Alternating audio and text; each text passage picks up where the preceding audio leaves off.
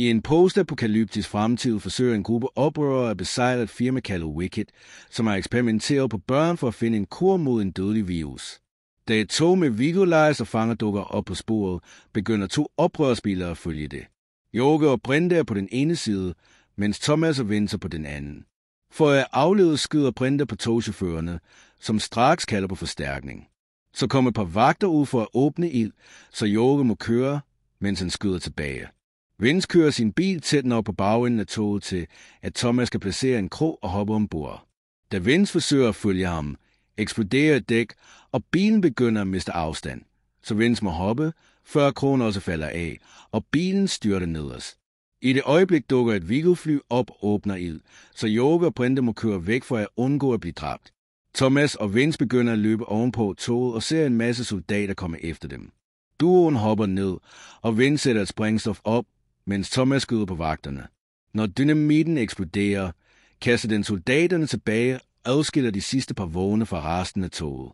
I mellemtiden jagter flyet stadig Jorge og Brenda, som stopper bilen for at lade som om, de overgiver sig. Når soldaterne forlader flyet for at arrestere dem, falder de i en fælde i jorden, og en masse oprørere kommer frem fra deres skjul for at omringe dem. Piloten er også blokeret, så nu kan oprørerne stjæle flyet. Tilbage ved toget kommer flere oprørere frem fra deres skjul, og Newt begynder at arbejde på at adskille vognen fra togvognens hovedstruktur. Vigo-soldaterne kommer efter dem med åben ild, så Thomas og hans venner må koncentrere sig om at skyde tilbage. I det øjeblik dukker flyet op og sænker en krog, som de forbinder til toppen af togvognen. Gruppen skynder sig også at klatre op på den, og Vince laver et sidste øjeblik spring for ikke at blive efterladt. Øjeblikket senere dropper flyet vognen ved oprørernes gemmested, og alle fangerne bliver befriet, men Thomas er skuffet over at bemærke, at hans ven Minho ikke er blandt dem. Vince holder en tale for de nyankomne og forklarer, at Wicked ville have dem, fordi de er immune over for virusen, og deres hjernevæske kunne omdannes til en kurant. Oprørerne godkender dog ikke børneeksperimenter, så de reparerer et stort skib for at flygte fra fastlandet. Thomas spørger en reddedreng, om han hørte nogen vigtig information, mens han var fanget. Tilsyneladende var toget på vej mod en by, hvilket er mærkeligt, fordi der ikke skulle være nogen byer tilbage. Jorge bekræfter, at han var der for et par år siden, og den kaldes den sidste by. Det er der Wicked har sin hovedoperationsbase, så det er umuligt at angribe den. Thomas vil stadig gerne redde sin ven, men Vince nægter at udsætte oprørerne for sådanne farer. I det øjeblik hører de piloter i radioen, så oprørerne skynder sig at slukke for strømmen og gemme sig. Snart begynder Vigo-fly at gennemsøge området og finder intet, men de kommer for tæt på gemmestedet, så de er nødt til at tage afsted snart. Den nat, mens alle sover, forsøger Thomas at snige sig ud for at redde Minho alene. Men nu tager Frypan finder ham og meddeler, at de også kommer. I mellemtiden er Minho chokeret over at vågne op i glæde, hvor han plejede at bo under eksperimentet. Han ser et par drenge i det fjerne, men de svarer ikke, når han råber. Så ser han en anden dreng løbe og følger ham ind i en hytte, kun for at dukke op i en mystisk korridor. En dør åbner sig, og et monster kendt som Grive kommer ud, så Minho må begynde at løbe. Dette sted er en labyrint, og han bliver ved med at finde blokerede passager. Stemmer kan høres diskutere hans præstation, og nogle gange får Minho visioner af en læge, der undersøger ham. Pludselig fryser hans krop, men han presser sig igen den mærkelige kraft, og hans krop ender mod loftet. Griveren fanger ham under sine kløer og brøller af ham, mens Minho skriger. I det øjeblik afsløres det, at Minho faktisk er i et laboratorium og gennemgår en simulation mod sin vilje, så de onde videnskabsmænd kan udvinde hans blod. Nogen tid senere skal Thomas team krydse en meget mørk tunnel. De finder et zombielignende væsen kendt som en krænk og stopper for at tænke over, hvordan de kan undgå den, men så omringer en masse krænks bilen og begynder at banke på dørene. Drengene sætter farten op, da en krænk hopper på foden for at begynde at slå den, så Frypan kører tæt på et andet køretøj for at skubbe krænken af. Desværre får dette dem til at kollidere, og bilen vælter. Heldigvis skal Thomas bryde vinduet for at komme ud, og hans venner formår at åbne døren. Der kommer en krænk efter dem, så Frypan skynder sig at skyde væsenet nederst. Der kommer en horde af krænks, så drengene begynder at løbe, kun for at opdage, at udgangen også er blokeret af krænks. Frypan skyder så mange, han kan, men snart er han løbet tør for kugler. I det øjeblik kører en bil over væsenerne og afslører, at Jorge og Brenda kommer til undsætning. Mens Brenda skyder par krænks ned, stiger drengene ind i bilen, og Jorge kører afsted, så de formår at forlade tunnelen sikkert. Når de når vejen, ser de den sidste by i det fjerne, og Jorge bemærker, at Wicket har bygget en massiv mur omkring den. I mellemtiden mødes Wickets leder, Ava, med bestyrelsesmedlemmerne, fordi borgerne mister håbet om en kur, for ikke at nævne den nye mur, der gør dem forsigtige. Ava fortæller dem, at hun har fået et serum fra Minho, og kuren skulle snart være klar, men bestyrelsesmedlemmerne er trætte af undskyldningen og vil bruge pengene til at bygge sikre zoner. Samtalen afbrydes af Teresa, pigen der forrådte Thomas til fordel for Wicket. Hun holder en tale om håb og opofrelse, der overbeviser bestyrelsesmedlemmerne om at fortsætte med at betale for eksperimenterne. Tilbage hos Thomas, gruppen og de slumkvartererne uden for muren, hvor demonstranter kræver hjælp fra byen. Thomas er uvidende om, at tatoveringen på hans hals lyser og sender hans placering til Wicket. Gruppen gemmer sig blandt mængden for at nå indgangen til byen, hvor vagterne aktiverer kanonerne. Mængden flygter straks, da kuglerne forårsager flere eksplosioner og dræber hundredvis af mennesker. Thomas' team forsøger at vende tilbage til deres bil, men de er omringet med skærede mænd, der straks fanger og tager dem væk i varevogne. Når de ankommer til disse mystiske folks gemmested, begynder Jorge at tæve med skæret mand og stopper ikke, før han ser, at Brenda har det godt. En fyr fjerner sin maske og afslører at være Galli, som forsøgte at stoppe drengene tidligere og skulle have været død. Thomas springer på ham for at slå ham, men nu trækker ham tilbage og overbeviser ham om at lytte. Galli forklarer, at han er på deres side nu og siger, at han kan få dem gennem muren. Der er også en gruppe oprørere her, der forsøger at få byen tilbage fra Wicket. Galli introducerer dem til lederen Laurens, hvis ansigt er blevet skamferet af virusen. Han holder sig 4 med serum forbundet til sin arm 24. juli for at undgå at blive en krænk. Laurens tilbyder Thomas imod at snige sig ind i byen på betingelse af, at han hjælper ham til gengæld. Thomas accepterer, så han og Newt vil rejse med Galli gennem kloakkerne, mens de andre skal blive tilbage som sikkerhed. Før de tager afsted, bemærker Newt, at hans hænder ryster. Om natten forlader drengene endelig kloakkerne og kommer ind i byen. Galli bemærker, at de har skruet op for sikkerheden, hvilket betyder, at Wicket ved, at oprørerne er i nærheden. Så går de til et hemmeligt sted i muren, hvor Gallis gruppe har overvåget Vigo-bygningen i overvis, men de har ikke fundet en vej ind, fordi der er soldater, scannere og overvågning overalt. Galli viser dem også, at Teresa arbejder der og mener, at hun er deres vej, inden de trioen går tilbage til gemmestedet for at diskutere situationen. Gruppen har ingen problemer med at bruge Teresa efter alt, hvad hun gjorde mod dem, men Thomas kan ikke lide ideen. Newt bliver vred og skubber Thomas mod væggen, mens han giver Thomas til en skyld for hans kærlighed til Teresa. Da han indser, at han er knækket, undskylder han og forlader rummet. Thomas følger ham, og Newt indrømmer endelig, at han er smittet, før han overbeviser sin ven om at acceptere at bruge Teresa. I mellemtiden, i laboratoriet, injicerer Teresa en inficeret pige med serum lavet af Minhos blod og helbreder hende straks. En begejstret Teresa går for at se Minho for at give ham den store nyhed, men han reagerer slet ikke. Lige da hun er ved at gå, angriber Minho hende og begynder at fornærme hende for at forråde sine venner og giver hende skylden for flere dødsfald. Snart kommer vagter ind for at bedøve ham, men han formår at stjæle en metalonål, før han falder om. En anden videnskabsmand tager Teresa tilbage til laboratoriet, hvor hun lærer, at serummet er slået fejl, og pigen er nu en voldelig kring. Den nat går Teresa en tur, da hun bemærker Thomas i mængden. Hun følger ham straks ind i en tom gyde, hvor Thomas spørger hende, om hun fortryder det. Teresa indrømmer, at hun nogle gange gør det, men hun ville gøre det igen. Så dukker Galli op bag hende for at fange hende. Øjeblikket senere er de i en gammel kirke til afhøring. Teresa fortæller gruppen, at Minho er i underetagen 3 med 28 flere fanger, og den eneste måde at komme dertil på med et autoriseret fingeraftryk. Galli mener, det bare skal skære hendes fingre af at slippe med hende, men Thomas stopper hende og tvinger Teresa til at fjerne de onde trækkere, som alle drengene har i nakken. Mens Teresa arbejder, bemærker hun, at Brenda ser meget sund ud for en inficeret person og gætter på, at Thomas har givet hende regelmæssige injektioner af sit immune blod. Thomas siger dog, at han kun gjorde det 1 gang for måneder siden, da de først lærte om det. Teresa mener, at det er umuligt, og Brenda burde have vendt om nu, men Thomas nægter at tale om det, før Galli tager hende væk. Teresa stjæler et stykke gase med Thomas' blod.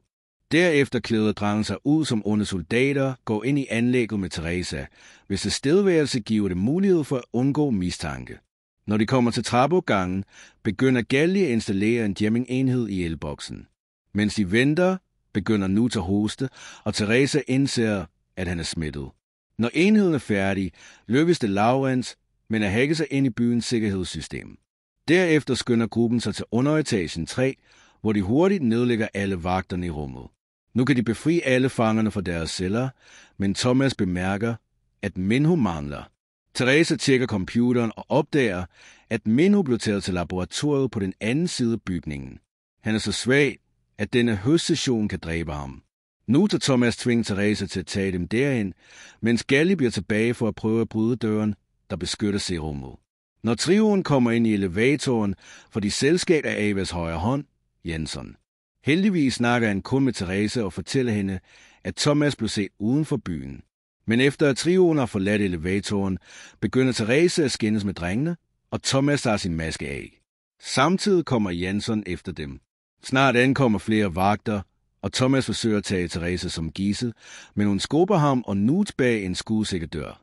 Mens drengene løber væk, fortæller Teresa Jensen, at hun gjorde det for at fange dem og minder ham om, at hun har brug for dem i live. Alarmer begynder at hyle i hele bygningen, mens Jensen kalder på mere sikkerhed. I underetagen får Galli endelig fat i serummet og begynder at bevæge sig med alle børnene. De når frem til garagen, hvor Brenda har stjålet en bus, men hun bemærker, at Thomas og Newt ikke er tilbage endnu. Galli bærer hende vente i bussen for at beskytte børnene, mens han går tilbage efter de andre.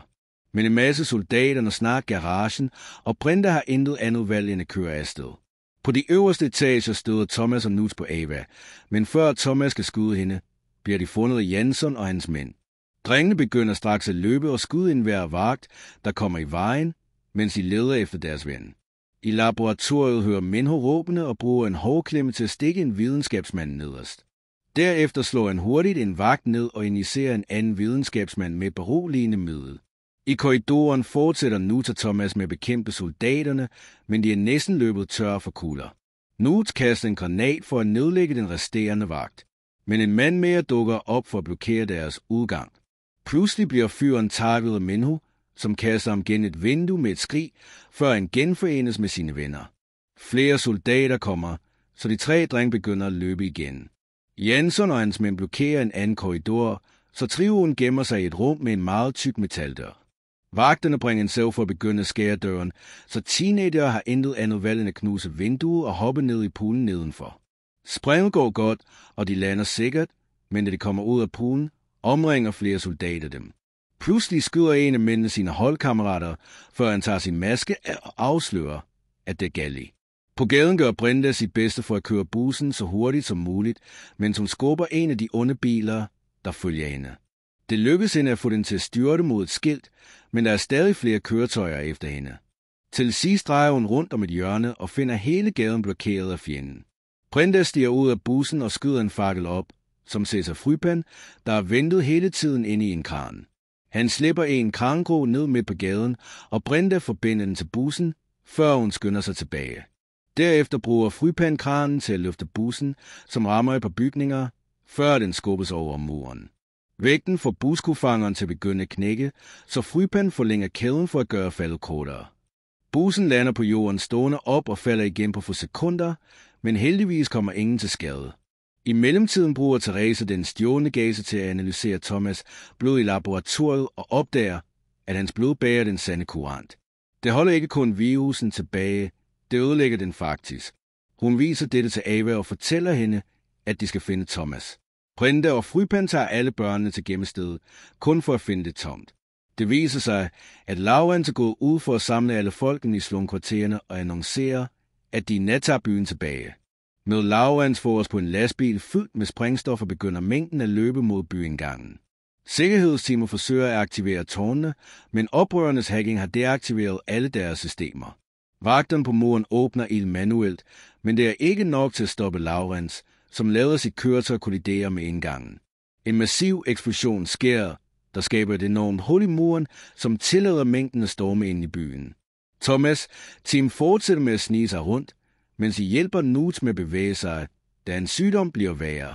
De gemmer sig, når de ser politiet tage i gaden for at bekæmpe angriberne, men eksplosioner sker i hvert hjørne, så de er nødt til at komme hurtigt ud. Dernæst gemmer de sig inde i en bygning, og Thomas ringer til Brenda for at fortælle hende, at hun skal tage afsted uden dem, men Brenda nægter. I det øjeblik dukker Joke op i et stjålet fly med Vince for at redde alle børnene, og Brenda beder dem også om at redde Thomas. Drengene ser også flyet og begynder at bevæge sig mod mødestedet. Newt skal dog næppe bevæge sig mere, så Thomas beder Minho og Gally om at tage afsted med serummet, mens han bliver hos sin ven. Newt giver Thomas en halskæde og beder ham om at forlade ham, men Thomas nægter og begynder at bære ham, da Newt endelig besvimer. Therese sender sin stemme ud over hele byen. Hun forklarer, at Thomas blod virkelig kan helbrede inficerede mennesker, og de kunne redde Newt, så hun beder ham om at komme tilbage. Samtidig når Minho og Gally frem til flyet, mens Thomas overvejer, hvad han skal gøre. Newt vågner som en krænk og angriber Thomas. Drengene begynder at slå sig ruller på jorden, mens Newt beder sin ven om at gøre en ende på det. Thomas nægter at dræbe ham og fortsætter med at kæmpe mod ham i håb om at vinde tid. Newt undskylder og tager sin pistol for at gøre det selv, men Thomas slår den straks ud af hans hånd. Så mister Newt sine sidste spor af fornuft og tager en kniv for at forsøge at stikke Thomas, men han formår kun at såre ham lidt, før Thomas sparker ham væk. Når Newt angriber igen, styrter drengene sammen, og Thomas har intet andet valg end at presse kniven mod Newt og dræbe ham. Mens Thomas græder over sin ven, ankommer de andre med et serum, men det er åbenlyst for sent. I stedet for at tage afsted med holdet, tager en rasende Thomas tilbage til Viggo-bygningen og finder Ava, som fortæller ham, at hun kan redde dem alle. Thomas smider sin pistol og melder sig frivilligt til at udvikle kuren, efter at have fået Ava til at love, at hun vil lade de andre børn være i fred. I det øjeblik bliver Ava skudt ned af Jansson, som derefter bedøver Thomas. Øjeblikket senere vågner Thomas op bundet til en borger i et laboratorium, hvor Therese tager en prøve af hans blod for at lave serum. Jansson forklarer, at kuren kun vil blive givet til eliten, før han afslører, at han er smittet. Da han vil injicere sig selv med det nye serum, slår Therese en flaske i hovedet på ham for at slå ham nederst. Så befrier hun Thomas, kun for at Jansson griber hende og kaster hende gennem rummet. Han begynder at kæmpe mod hende om serummet og slår endda hendes hoved mod bordet. Thomas takler Jansson gennem vinduet, og de begynder at slå til korridoren. Jansson overmander ham næsten, men Thomas nægter at overgive sig, og de fortsætter. Til sidst tager Jansson en pistol frem og truer med at skyde begge teenagere, men i det øjeblik rammer oprørende bygningen med raketter, slår Jansson ned og giver duoen mulighed for at løbe. De gemmer sig i et laboratorium, der indeholder nogle krænks i en celle, og Therese er forfærdet over at opdage, at Thomas blev alvorligt såret af eksplosionen. Jansson kommer og leder efter dem, så Therese distraherer ham, mens Thomas kaster en genstand mod celledøren og bryder den. Krænks hopper ud og begynder at spise Jansson, hvilket giver teenagere mulighed for at flygte. Therese hjælper Thomas med at bevæge sig, og de når til, hvor de opdager, at bygningen langsomt brænder nederst. Therese tror, det er slut, undskylder for alt, og de deler et kys. Derefter ankommer oprørerne i flyet, men de kan ikke komme for tæt på grund af branden. Mens nabobygningen kollapser, og flyet fortsat ryster, kaster Therese Thomas af holdet, som griber ham lige i tide. Therese følger ikke med ham og dør, da bygningen kollapser under hende. Thomas græder over hende, før han besvimer. Nogen tid senere har alle de overlevende brugt det reparerede skib til at nå en sikker ø, hvor de begynder at bygge et nyt hjem. Thomas kommer sig over sin skade og tjekker Newts halskæde for at opdage et brev, der takker ham for alt og beder ham om at passe på alle på dette nye hjem. De overlevende udskærer navne på de faldne krigere på en stor sten, som de plejede at gøre i Maze-eksperimentet. Efter at have tilføjet Thereses navn, ser Thomas på stranden, mens han afslører, at han har en prøve af serummet. Sørg for at abonnere og slå notifikationer til, så du kan se flere videoer som denne. Tak fordi du så med.